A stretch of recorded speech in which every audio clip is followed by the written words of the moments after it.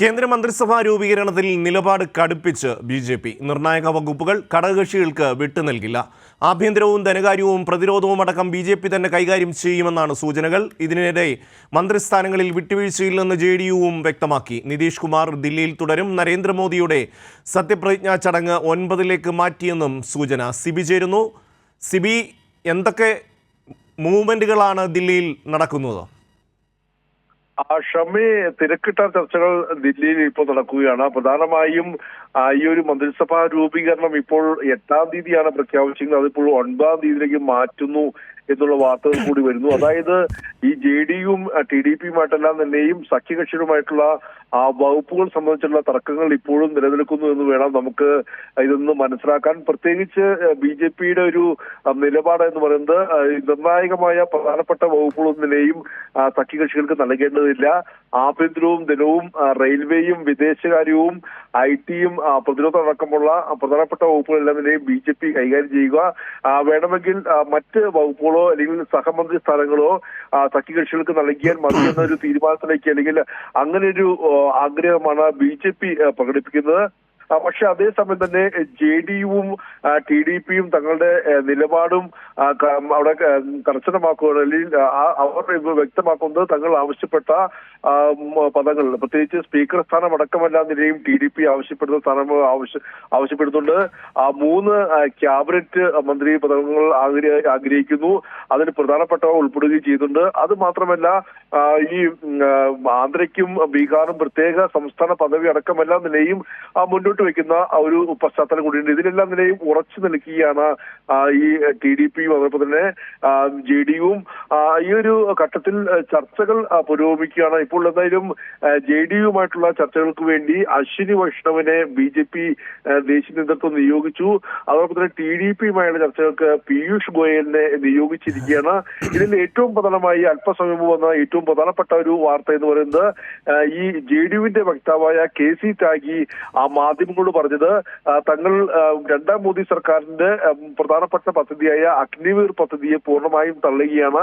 അഗ്നിവീർ പദ്ധതി ഉപേക്ഷിക്കാൻ ബി.ജെ.പി. തയ്യാറാകുന്ന ആവശ്യം കെ.സി. ത്യാഗി മുന്നോട്ട് വെക്കുന്നു. എന്തായാലും ഈ ഏകീകൃത സിവിൽ കോഡ് അടക്കമെല്ലാം തന്നെയും എതിരല്ലെങ്കിലും അതിന്റെ ചില ആശങ്കകളിൽ പരിഹാരം ഉണ്ടാകണമെന്ന് ആവശ്യപ്പെടുന്നു. ജാതി സെൻസസ് നടത്തണമെന്ന് ആവശ്യപ്പെടുന്നു.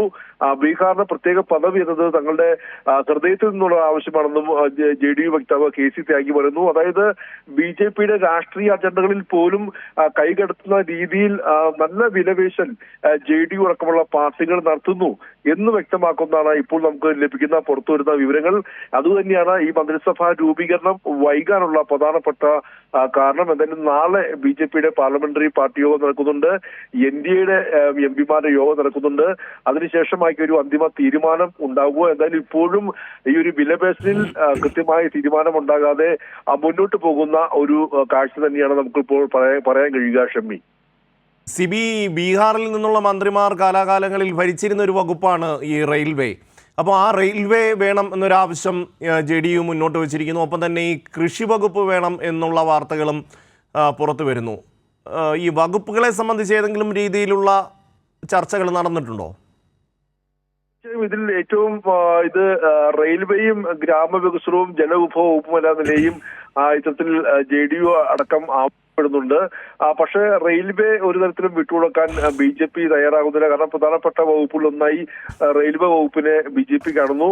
അതുകൊണ്ട് തന്നെ അത്തരത്തിൽ നിർണായകമായ വകുപ്പുകൾ ബി.ജെ.പിയുടെ കൈവശം തന്നെ വെക്കണം എന്നുള്ളൊരു തീരുമാനത്തിലേക്കാണ് നരേന്ദ്രമോദി എത്തുന്നത്. എന്തായാലും ഇതൊക്കെ തന്നെയാണ് ഈ ഒരു മന്ത്രിസഭാ രൂപീകരണം വൈകാനുള്ള പ്രധാനപ്പെട്ട കാരണവും. കഴിവുള്ള ഈ ടി.ഡി.പിയും അതോടൊപ്പം തന്നെ നിതീഷ് കുമാർ എല്ലാം നിലയിൽ തങ്ങളുടെ നിലപാടുകൾ ഉറച്ചു നിൽക്കുന്ന ഒരു സാഹചര്യമുണ്ട്. എന്തായാലും സമവായ ചർച്ചകൾക്ക് വേണ്ടിയാണ് ഇപ്പോൾ അശ്വിനി വൈഷ്ണവിനെയും പീയൂഷ് ഗോയലിനെയൊക്കെ എല്ലാം തന്നെ നിയോഗിച്ചിരിക്കുന്നത്. ഇപ്പോഴും ചർച്ചകൾ പുരോഗമിക്കുകയാണ്. അതേസമയം തന്നെ ജെ.പി. നദ്ദയുടെ വസതിയിലും ചർച്ചകൾ നടക്കുന്നുണ്ട്. എന്തായാലും തീരുമാനം ഈ നാളെ വൈകിട്ടോടുകൂടി തന്നെ എൻ.ഡി.എ മന്ത്രിസഭാ രൂപീകരണവുമായി ബന്ധപ്പെട്ടുകൊണ്ട് കത്ത് നൽകിക്കൊണ്ട് രാഷ്ട്രപതി കാണുമെന്നെല്ലാം തന്നെയും നരേന്ദ്രമോദി പ്രഖ്യാപിച്ചിട്ടുണ്ട്. പക്ഷേ ഇപ്പോൾ നമുക്ക് ലഭിക്കുന്ന വിവരം അനുസരിച്ച് സത്യപ്രതിജ്ഞാ ചടങ്ങ് 8-ാം തീയതി എന്നുള്ളതിൽ നിന്ന് മാറി ഇപ്പോൾ 9-ാം തീയതിയിലേക്ക് നീളുന്നു. അതായത് അനിശ്ചിതമായി എൻ.ഡി.എയുടെ മന്ത്രിസഭാ രൂപീകരണം നീളുന്നു എന്ന് വേണം നമുക്ക് അനുമാനിക്കാൻ. സിബിയാണ് ദില്ലിയിൽ നിന്ന് വിവരങ്ങൾ നൽകിയത്.